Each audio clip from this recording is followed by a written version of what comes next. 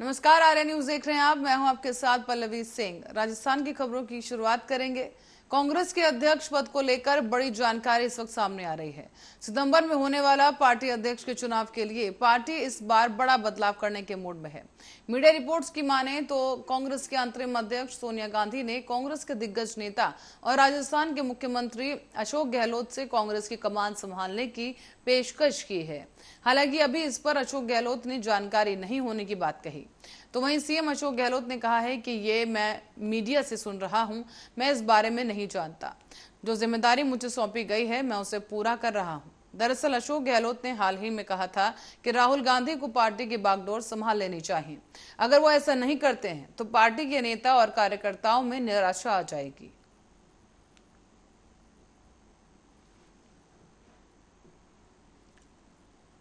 प्रधानमंत्री नरेंद्र मोदी ने जब नए संसद भवन के विशालकाय अशोक स्तंभ का अनावरण किया तो विपक्ष ने शेरों के खुले मुंह को लेकर जमकर बवाल काटा।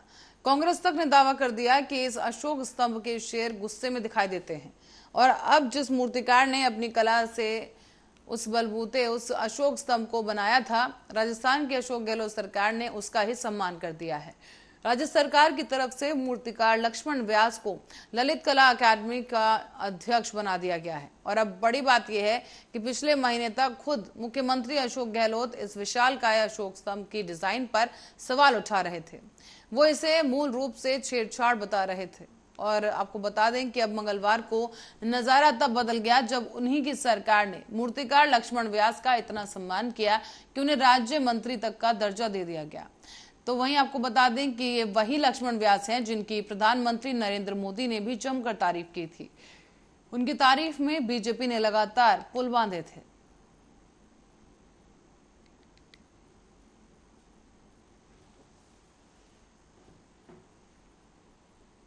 खबर जालौर से है, जहां पर दलित बच्चे की मौत के मामले में गहलोत सरकार अब घिर गई है।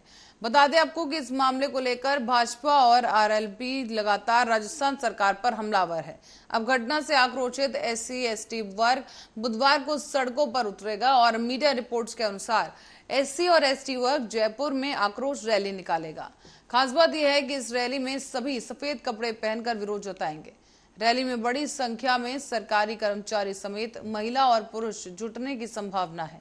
अनुसूचित जाति जनजाति अत्याचार अनावरण संयुक्त संघर्ष समिति के संरक्षक पूर्व आईएएस महेंद्र सिंह ने बताया है कि जालौर में एक बच्चे को स्कूल के अध्यापक ने घड़े का पानी छूने पर मार दिया और राजस्थान में लगातार दलितों के साथ इस तरह की घटनाएं हो रही हैं। सरकार इस ओर कोई ध्यान नहीं दे रही और इसी को लेकर समाज में भारी आक्रोश है।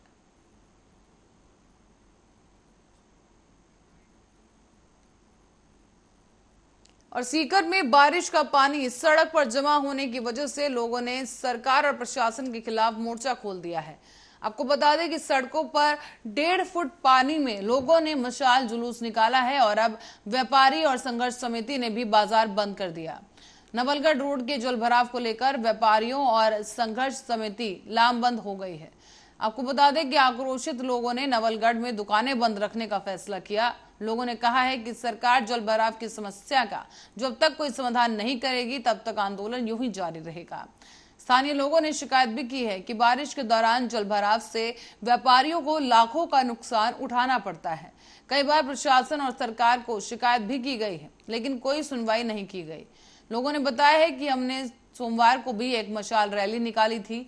यहाँ तक कि एक बार एक व्यक्ति ने पानी की टंकी पर चढ़कर विरोध भी जताया था, लेकिन उसके बाद नगर परिषद ने लिखित आश्वासन देकर उस युवक को नीचे उतारा। इतना कुछ होने के बाद भी प्रशासन की नजर इस इलाके पर नहीं पड़ी है और इसी वजह से लोग सड़कों पर उतरकर अब धरना प्रदर्शन करने के लिए मजबूर हो गए हैं।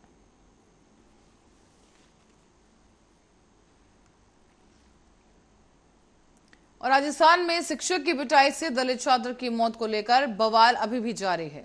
उदयपुर में भी शिक्षक ने एक बच्चे को पीटकर उसका दांत तोड़ दिया है, लेकिन उससे ठीक उल्टा अलवर से एक भावुक कर देने वाला मामला सामने आया है। इसमें गुरु और शिक्षक के सुंदर रिश्ते को दिखाया गया है। आपको बता दें कि हर कोई गुरु शिष्य के इस रिश्ते को देखकर भावुक हो गया है। मीडिया रिपोर्ट्स के अनुसार अलवर जिले के बानसूर के गिरुड़ी स्थित कस्तूरबा गांधी आवासीय स्कूल के 3 शिक्षिका का ट्रांसफर हो गया और ललतेश सेन, मनीषा कुमारी और उर्मिला मीणा का इसमें नाम शामिल है, जिनका 18 अगस्त को ट्रांसफर किया गया। ऐसे में 22 अगस्त को स्कूल परिसर में ही शिक्षकों का विदाई समारोह आयोजित किया गया। इस दौरान छात्राएं अपने फेवरेट शिक्षिकाओं से उनके जाने पर रोने लगी। छात्राओं ने रोते हुए कहा कि हमें छोड़कर मत जाओ, अब जैसी टीचर हमें दोबारा नहीं मिलेगी। हमें अपने पेरेंट्स की कमी महसूस नहीं होने दी। आपको बता दें कि इन छात्राओं को बिलक बिलक कर रोते हुए देखकर तीनों शिक्षिकाएं भी भावुक हो गई।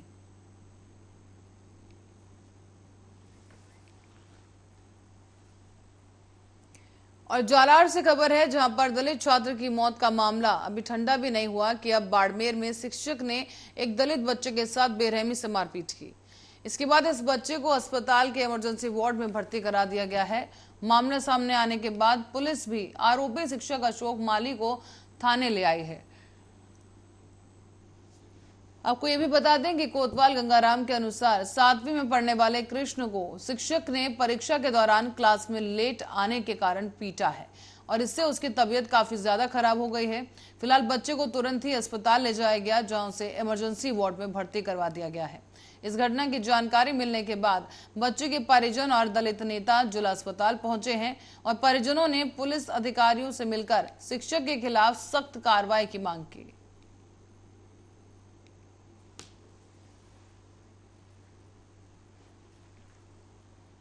और जम्मू कश्मीर के राजौरी जिले में बरगल में आतंकी हमले में शहीद हुए हवलदार सतपाल सिंह को पंचतत्व में विलीन कर दिया गया। बता दें आपको कि हजारों लोगों की मौजूदगी में शहीद जवान सतपाल सिंह का अंतिम संस्कार किया गया है। इस दौरान शहीद सतपाल अमर रहे और भारत माता की जय समेत कई अन्य देशभक्ति के नारों की गूंज सुनाई दी। इससे पहले सोमवार की देर रात शहीद जवान सतपाल सिंह का पार्थिव शरीर बुहाना लाया गया था। यहां उनके पार्थिव देह को बुहाना थाना परिसर में रखा गया। मंगलवार की सुबह तक बुहाना थाना परिसर के बाहर हजारों लोगों की भीड़ जुट गई और इसके बाद इस पार्थिव देह को तिरंगा रैली के साथ उनके पैतृक गांव जैतपुर के लिए रवाना किया गया। करीब 15 किलोमीटर के शहीद सतपाल के आखिरी सफर में हजारों लोग मौजूद रहे। सभी के हाथों में तिरंगा था और जुबान पर देशभक्ति के नारे थे। हजारों लोगों की भीड़ एक ही स्वर में सतपाल सिंह अमर रहे और भारत मां की जय के नारे लगा रहे थे।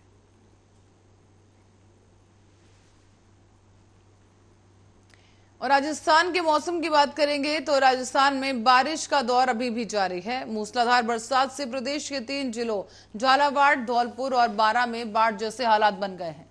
ऐसे में पानी में फंसे लोगों को बचाने के लिए सेना को बुलाया गया है। इधर मौसम विभाग ने बांसवाड़ा, डूंगरपुर, भीलवाड़ा और चित्तौड़गढ़ जिले में भारी बारिश की चेतावनी दी है।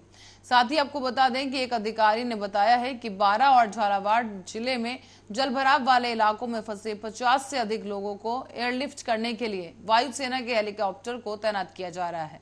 आपदा प्रबंधन और राहत विभाग के सचिव आशुतोष पेडनेकर ने बताया है कि धौलपुर और झालावाड़ में सेना की टुकड़ियां तैनात कर दी गई।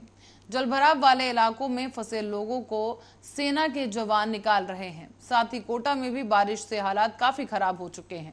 यहाँ पर आपको बता दें कि सेना को तैनात कर दिया गया है।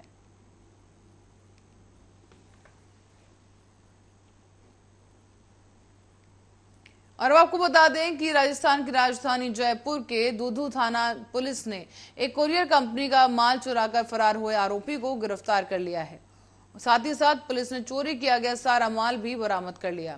दरअसल थाना अधिकारी जोगेंद्र राठौड़ ने बताया है कि 6 जुलाई को ट्रांसपोर्ट कंपनी के मैनेजर ने रिपोर्ट दर्ज कराई थी कि उनका वाहन गुड़गांव से आने जाने का जो सामान लेकर गया था, जयपुर सिटी में सामान खाली कर कंपनी को चालक को रिपोर्ट करनी थी, लेकिन चालक ने वहां पर दूधू थाना क्षेत्र के होटल सीकर के पास खड़ा कर मौके से फरार हो गया। मैनेजर के शक होने पर पुलिस ने वाहन की लोकेशन ट्रेस करवाई तो पता चला कि यह वाहन दूधू थाना क्षेत्र के नेशनल हाईवे पर सीकर होटल के पास खड़ा है। कंटेनर के गेट का लॉक टूटा मिला। साथ ही गाड़ी में भरे कैरियर कंपनी के मोबाइल समेत 80 लाख रुपए का माल पार हो चुका था। आपको ये भी बता दें कि जांच में सामने आया है कि वाहन चालक फर्जी दस्तावेज लगाकर कंपनी में चालक की नौकरी कर रहा था।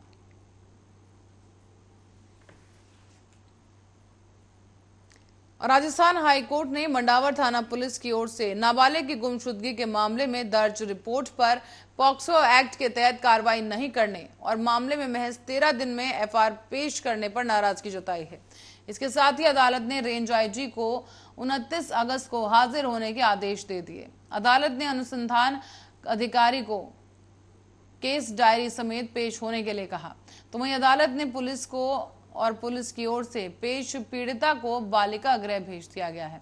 जस्टिस पंकज भंडारी और जस्टिस समीर जैन ने उनकी खंडपीठ ने यह आदेश पीड़िता के पिता की बंदी प्रत्यक्षीकरण याचिका पर सुनवाई करते हुए दिया।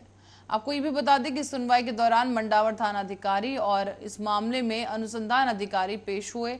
उन्होंने ये भी बताया कि इस मामले में गत 4 अगस्त को एफआईआर दर्ज करवाई गई थी, तो वहीं 17 अगस्त को एफआईआर भी पेश की जा चुकी है। अब थाना अधिकारी ने माना है कि पीड़िता 17 साल से बड़ी है, लेकिन अभी वयस्क नहीं हुई है।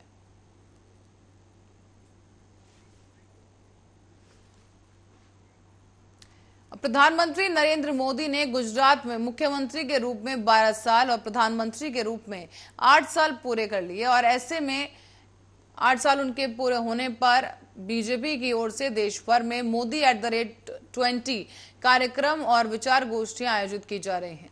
इसी कड़ी में झुंझुनू में आयोजित बीजेपी की विचार गोष्ठी के दौरान केंद्रीय जल शक्ति मंत्री गजेंद्र सिंह शेखावत ने पीएम मोदी पर लिखी किताब मोदी@20 की तुलना श्रीमद् भगवत गीता से कर दी है।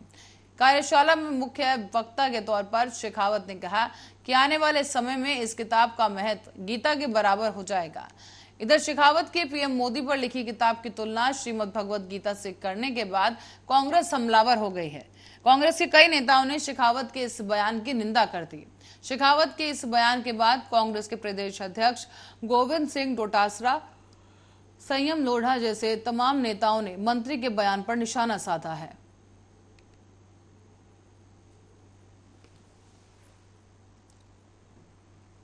और राजस्थान में बीजेपी के पूर्व विधायक ज्ञानदेव आहूजा के अलवर में मॉब लिंचिंग को लेकर दिए गए विवादित बयान पर पुलिस एक्शन मोड में आ गई है।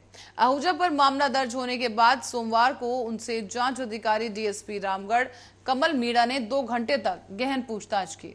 इसमें वायरल वीडियो में की गई टिप्पणी पर कई सवाल पूछे गए हैं। जानकारी मिली है कि पुलिस अधिकारी ने आहूजा से करीब 50 सवाल किए। और आपको ये भी बता दें कि हाल ही में गोविंदगढ़ में मॉब लिंचिंग की शिकार हुए चिरंजीलाल सैनी के परिजनों से मिलने के लिए आहूजा उनके घर पहुंचे थे। इस दौरान उन्होंने मॉब लिंचिंग को लेकर धार्मिक भावनाओं को ठेस पहुंचाने वाला बयान दिया है, जिससे बाद में देश भर में उनकी आलोचना की गई। और आपको बता दें कि अब कांग्रेस प्रदेश अध्यक्ष डोटासरा और दिग्विजय सिंह ने भी गहलोत सरकार से कार्रवाई की मांग कर दी है। तो वहीं मामला दर्ज होने के बाद आहूजा पुलिस को नोटिस मिलने पर सोमवार को रामगढ़ डीएसपी कार्यालय पहुंचे थे। यहां पुलिस की पूछताछ के बाद ज्ञानदेव आहूजा ने कहा कि उन्होंने कुछ गलत नहीं किया है और पुलिस के बुलाने पर वो सवालों के जवाब देकर वापस लौट आए।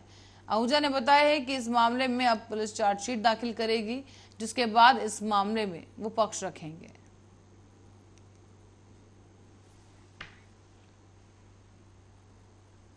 और राजस्थान में इस साल मॉनसून ने चाहे 8 दिनों की देरी के साथ प्रदेश में दस्तक दी हो, लेकिन इस साल जो बारिश हो रही है उसने सालों के रिकॉर्ड तोड़ दिए।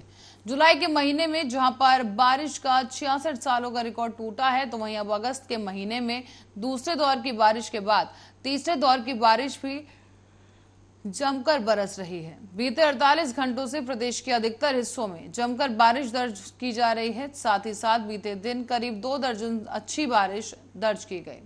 और आपको ये भी बता दें कि प्रदेश में झमाझम बारिश का दौर बीते 24 घंटों से जारी है।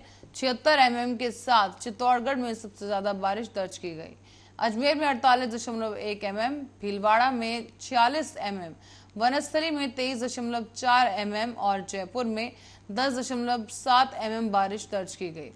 इसी क्रम में आपको बता दें और भी नाम शामिल है जहां पर भारी मात्रा में बारिश हो रही है। आपको बता दें कि 38.5 mm और बांसवाड़ा में 35.5 mm बारिश दर्ज की गई।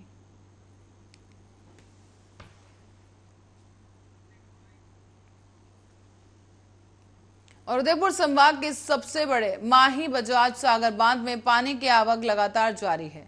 पानी की आवक को देखते हुए बांध के आज 16 गेट खोल दिए गए हैं और बांध के आसपास जिला प्रशासन भी अलर्ट मोड पर है।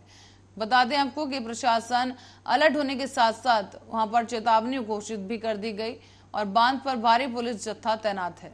राजस्थान के बांसवाड़ा जिले में कल रात से ही तेज बरसात का दौर जारी है, जो कि आज भी सुबह लगातार देखने को मिला है।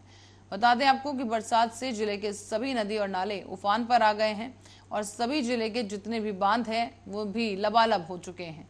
बात जिले के सबसे बड़े माही बजाज सागर बांध की जाए तो बांध में भी पानी लगातार उसका जो आवक है पानी का वो बढ़ता जा रहा है।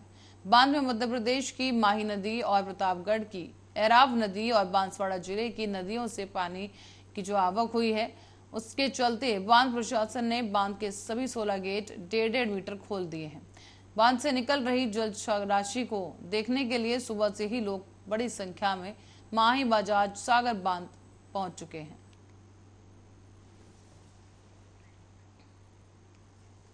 और अब खबर झारखंड से है, जहां अवैध खनन घोटाले में परिवर्तन निदेशालय ने रांची में कई ठिकानों पर छापेमारी की। सूत्रों से मिली जानकारी के मुताबिक जिन ठिकानों पर छापेमारी की गई है वो प्रेम प्रकाश नाम के व्यक्ति से जुड़े हैं। छापेमारी के दौरान ईडी को उनके ठिकानों से AK-47 बरामद की। स्थानीय मीडिया में चल रही खबरों के मुताबिक ईडी ने NIA को इस बारे में सूचना दे दी है। कहा यह जा रहा है कि ओम प्रकाश से राजनेताओं के मजबूत संबंध है और सूत्रों की माने तो केंद्रीय एजेंसी ने यहां पर अवैध खनन और जबरन वसूली के मामले में मुख्यमंत्री हेमंत सोरेन के विधायक प्रतिनिधि पंकज मिश्रा से भी पूछताछ की और पंकज मिश्रा से पूछताछ के बाद इन तमाम ठिकानों पर छापेमारी की गई। झारखंड और बिहार के करीब 17 लोकेशंस पर तलाशी अभियान अभी भी जारी है।